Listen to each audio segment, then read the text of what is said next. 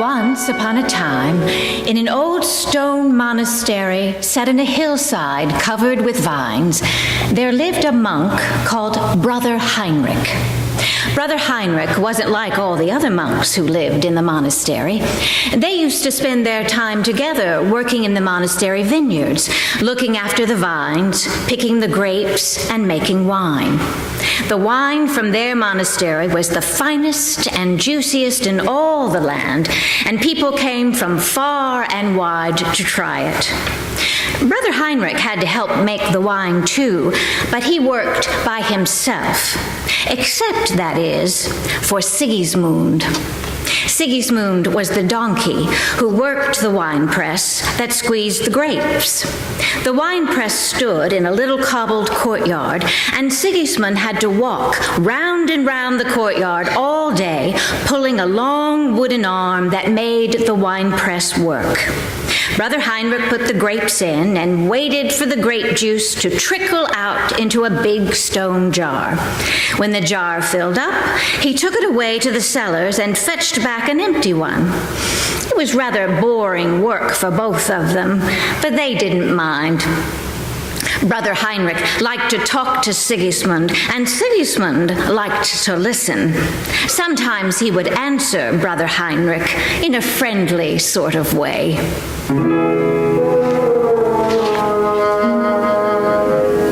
Brother Heinrich talked about all sorts of things. How to eat wine jelly without it falling off your spoon. How to stop the mice from biting your toes when they got sandals on.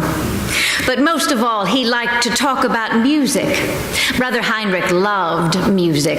He knew how to play lots of different instruments, even difficult ones like the harp and the sackbut. And he was good at singing, too. In fact, he sang so well that the abbot had put him in charge of the monastery choir. Every day, when it was time for work to finish, Brother Heinrich took Sigismund back to his stable, gave him some hay, wished him good night, and hurried off to choir practice.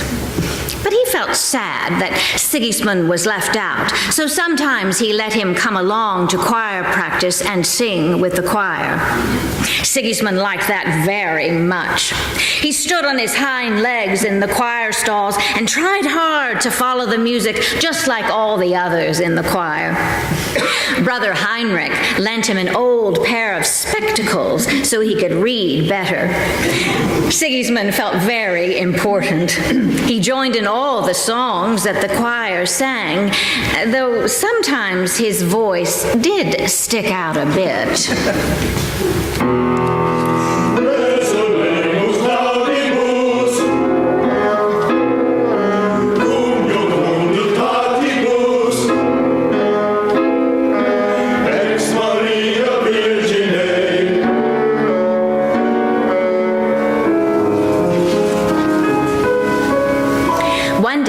When Brother Heinrich and Sigismund were working as usual at the wine press, one of the other brothers came running up to them.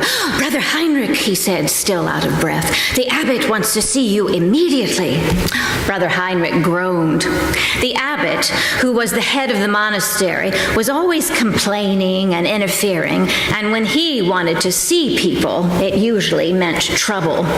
"Oh, what does he want, Brother Joseph?" asked Brother Heinrich. "I don't know, but you better hurry," answered Brother Joseph. So Brother Heinrich hurried off to the abbot's room and knocked at the door. "Come in," said the abbot rather sourly. He was sitting at his desk reading a long and important-looking letter. He looked up. "Brother Heinrich," he began, "I have just received this letter from the Archbishop. He tells me that he will be traveling through this part of the country on important business at Christmas time, and he'd like to come in person to our Christmas morning service and Christmas dinner afterwards." Well, the abbot looked cross. He didn't like the Archbishop's visits very much because that meant lots of cleaning and tidying and telling everyone to be on their best behavior. The other monks didn't mind, though. The archbishop was plump and jolly, and he never seemed to notice even if their things were a bit untidy. He often happened to be traveling through their part of the country on important business at Christmas. The monks always opened their best wine on Christmas Day, and the archbishop liked to try it just to make sure it was as good as last year's. The archbishop himself will be at our Christmas morning service, continued the abbot. The choir is your responsibility, Brother Heinrich. You must make sure that they sing better than they have ever sung before. Well, I'll do my best, promised Brother Heinrich. And one more thing, said the abbot. That ridiculous donkey must be dismissed from the choir. Whatever will the archbishop think if he sees a donkey singing in our monastery choir? It'll make a laughingstock of us all. Besides, he can only sing 2 notes, E and Aw.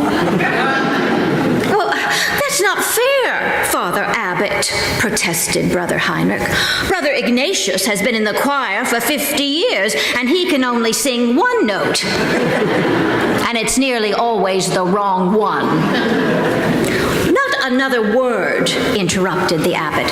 The donkey must go, and that's final.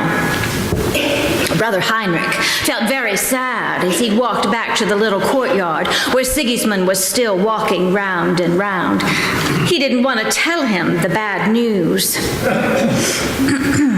Sigismund, the archbishop is coming to our Christmas morning service, but I'm afraid the abbot says you can't sing in the choir anymore. Sigismund carried on, walking round and round. Oh, well, he thought to himself, I suppose I never did have much of a voice anyway. Brother Heinrich tried to cheer him up. I promise I'll tell you how the rehearsals go, and I'll teach you all the new songs that we do. But they both knew it wouldn't be the same.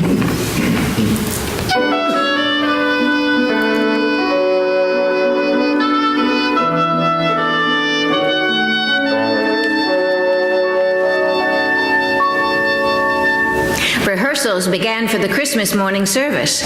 Brother Heinrich stood in front of the choir, beating time with a twig and singing very loudly. They practiced hard every day, but somehow nothing seemed to go right.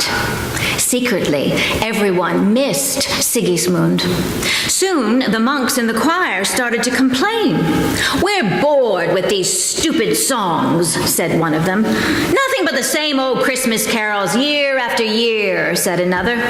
It's all your fault, young Heinrich, grumbled Brother Ignatius, who had been in the choir for 50 years and thought it wasn't like it used to be. You musicians are all the same, sitting around dreaming about your precious music. If you ask me, you don't know the meaning of an honest day's work. But you're supposed to be so good at music, said one of the younger monks.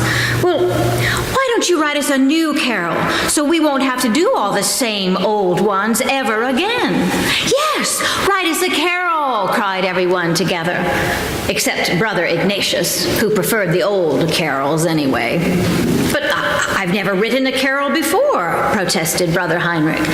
Well, you'll just have to do your best, said the others. A new carol will make all the difference at the Christmas service.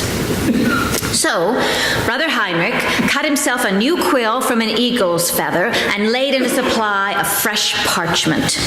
Every night he sat down at the desk in his little room to try and write his new carol. He tried and tried.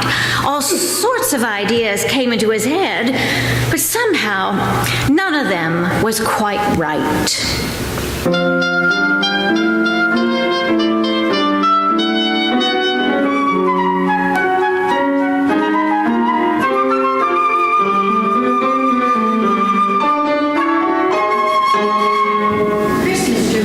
And nearer, and Brother Heinrich still hadn't written his carol. What am I going to do, Sigismund? The choir says that they must have the new carol so they can practice it, and the abbot has got to hear about it and keeps asking if I've written it yet.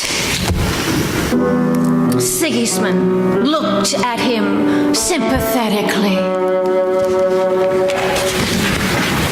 Brother Heinrich kept on trying, but he still couldn't seem to write his new carol. Finally, Christmas Eve came. All day he paced up and down his room and scribbled frantically, while Sigismund, whose work was over for the season, sat in a corner watching anxiously. By the evening, there was still nothing on the parchment but crossing out. "It's no good, Sigismund," he said sadly.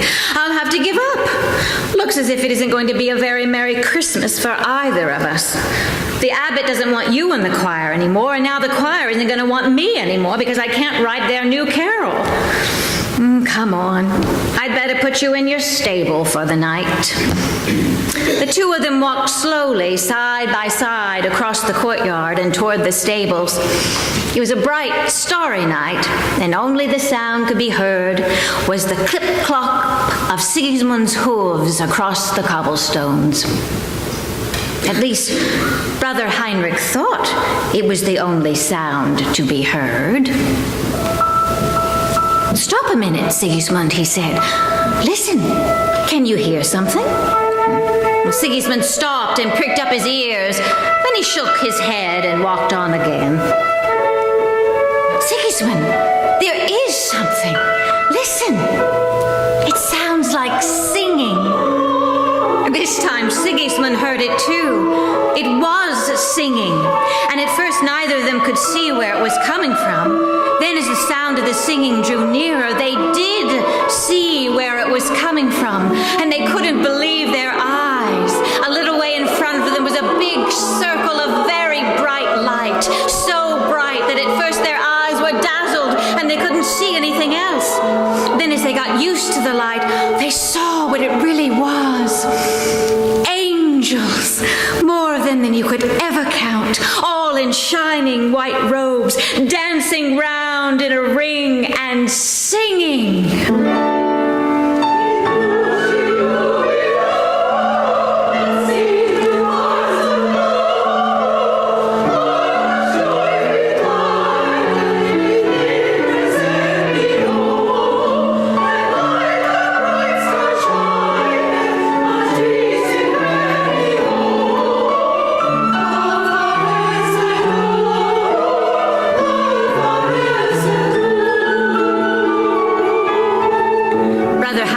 Sigismund stood there amazed. Then one of the angels stretched out its hands toward them, inviting them to join in their dance.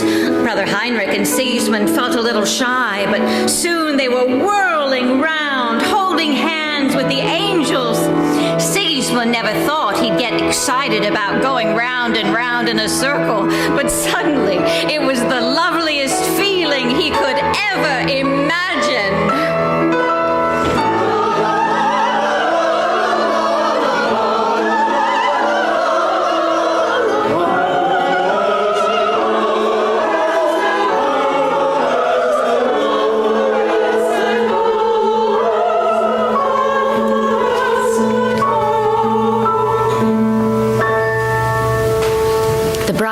Faded, the singing stopped, the angels disappeared, and all that was left was Brother Heinrich lying dizzy and breathless on the ground with Sigismund beside him.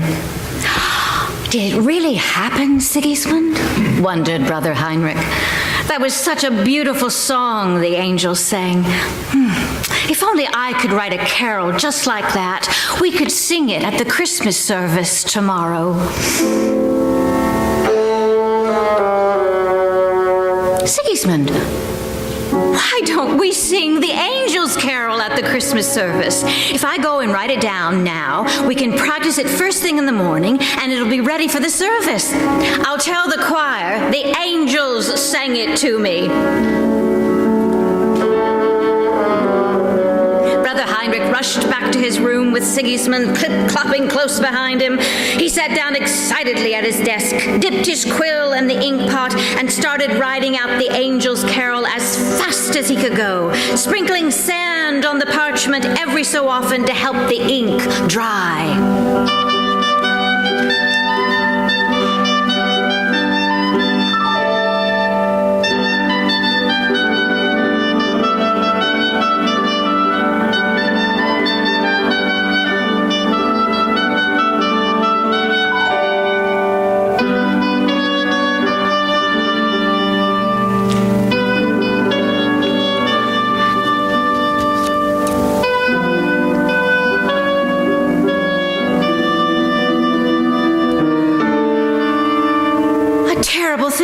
happened. He couldn't remember how the tune ended. He tried all sorts of different endings.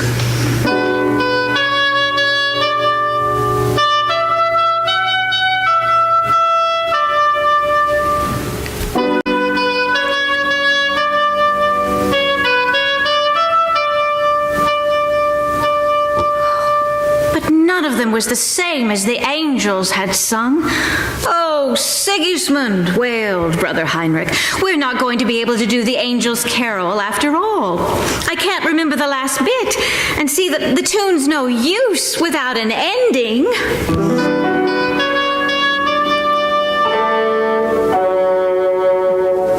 "What's that, Sigismund?" "Sigismund, that's it! Now I remember how the tune ends."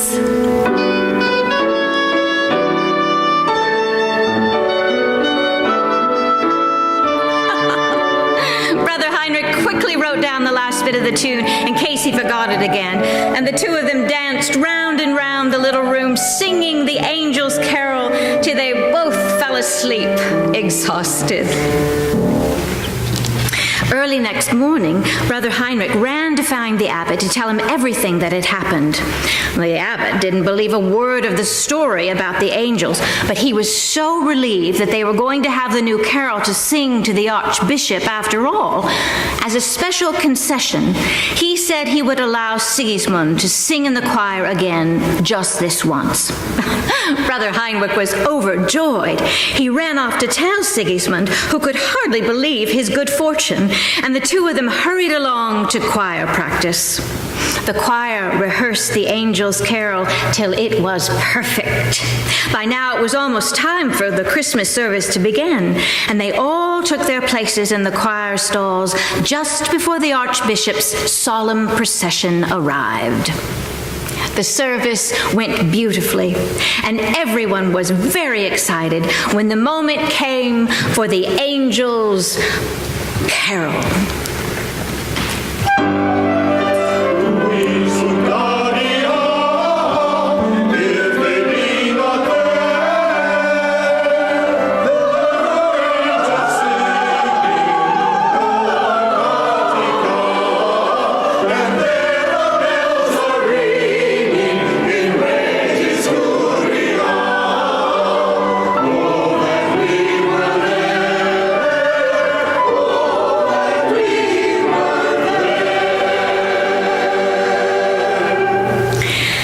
Christmas dinner afterwards, the Archbishop declared that it had been the best Christmas service he could ever remember. He told the steward that he thought the wine was also the best he could remember, but he wasn't quite sure, so he better taste a little more so he could make up his mind. At last the Archbishop rose to his feet rather unsteadily to make his customary speech. "My friends," he said, "this has been a very special Christmas for us all.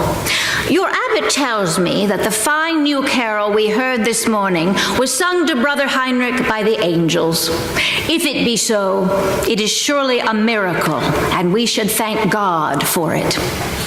As for the donkey that sings in the choir, your abbot fears I might think him a strange sight. Well, my friends, there are times," the Archbishop looked at his wineglass, "when I see sights far stranger than a harmless donkey singing in a choir. Long may he continue a member. Though he only sings 2 notes, there are surely times when those 2 notes are exactly the right ones." Brother Heinrich and Sigismund smiled secretly to each other. "So, my friends," concluded the beaming Archbishop, "God's blessing upon this house and upon all the good work that is accomplished here." The Archbishop eyed his wineglass again wistfully. "And a Merry Christmas to one and all." Do you think he knew about how you finish the angel's carol for me?" said Brother Heinrich to Sigismund as he led him back to his stable afterwards. But Sigismund only answered the same way he always did.